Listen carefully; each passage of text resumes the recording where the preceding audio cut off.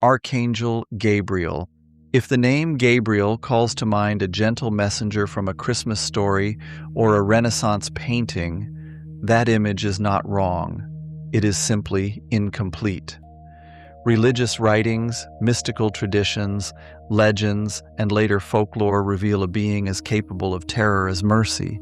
Gabriel's contradictory resume moves from the familiar herald of good news to the ruler of the first heaven, the spirit of truth, an angel of vengeance and death, and the subject of some extraordinarily strange stories. Before entering those traditions, we need to ask a basic question: who is the real Archangel Gabriel? Beyond the graceful figure holding a trumpet or a lily stands a far more complicated presence entrusted with immense cosmic power. The angel you know. The name Gabriel is usually translated as God is my strength. Ranked alongside Michael, he is one of the highest angels in Jewish, Christian, and Islamic lore. Yet even his name carries a complicated history. In older accounts, Gabriel's name is described as Chaldean rather than originally Jewish, connecting it to ancient Mesopotamia. It was reportedly unknown to the Israelites until the Babylonian captivity. In the West, Gabriel is best known for peaceful and hopeful work. He is the angel of Enunciation, resurrection, and mercy.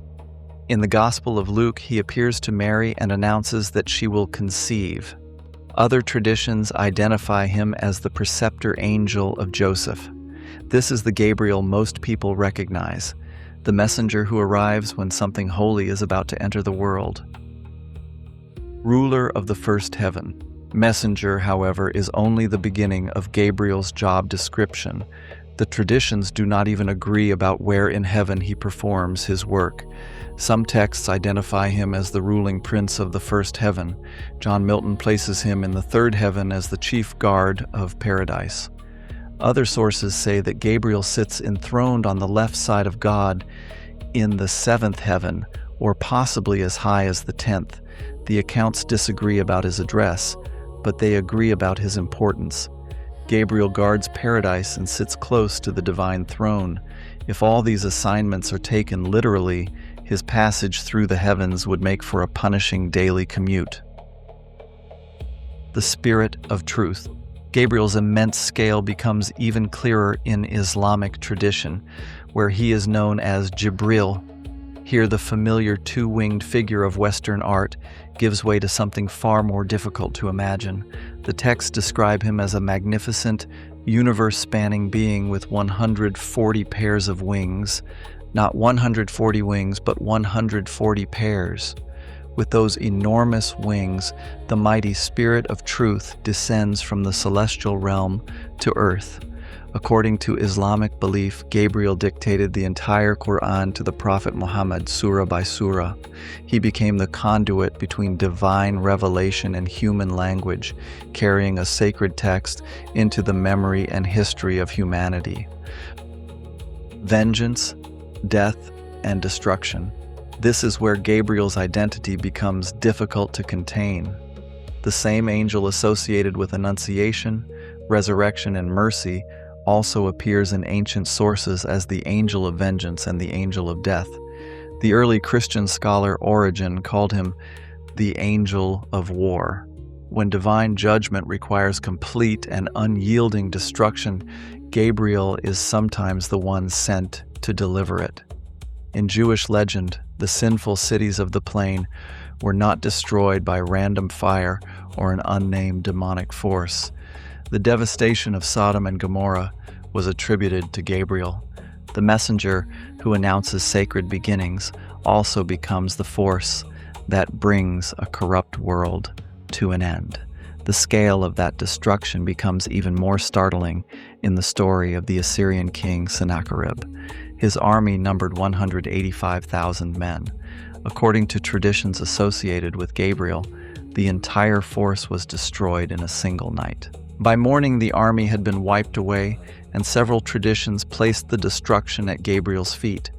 The Talmud's Sanhedrin offers a remarkable explanation. Gabriel did not use an ordinary sword. He smote the army with a sharpened scythe that had been waiting since creation.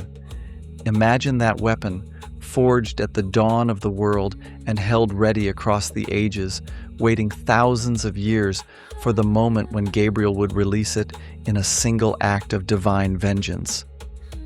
Occult and historical oddities. Gabriel's history becomes stranger still once we move beyond his best-known religious roles. One legend says that he was temporarily disgraced after failing to carry out a divine command exactly as given. During his absence, a proxy angel named Dobiel replaced him. Another story connects Gabriel to the golden calf. Dust gathered from the hoofprints of his horse was placed upon the calf and magically brought it to life. In a separate tradition, Gabriel prevented Queen Vashti from appearing naked before the king. Gabriel was also said to have inspired Joan of Arc to aid the King of France. Much later, he supposedly left a physical footprint in a limestone slab in New Harmony, Indiana. John Milton described Gabriel as chief of the angelic guards placed over paradise. Yet he is also a cosmic warrior, the ruling prince of the first heaven, the spirit of truth, an outcast temporarily removed from office, an agent of profound vengeance, and a messenger of extraordinary mercy. He is infinitely more complicated than the quiet angel holding a lily. When all these roles are placed beside one another, who is the Archangel Gabriel to you now?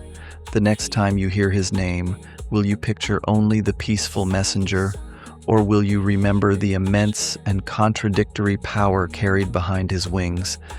Thank you for joining me. Always keep questioning what you think you know. Thank you for watching. Remember, you are worth the time it takes to slow down, listen within, and care for yourself. If you found this helpful, please subscribe for more mindful insights. Until next time, take gentle care of yourself.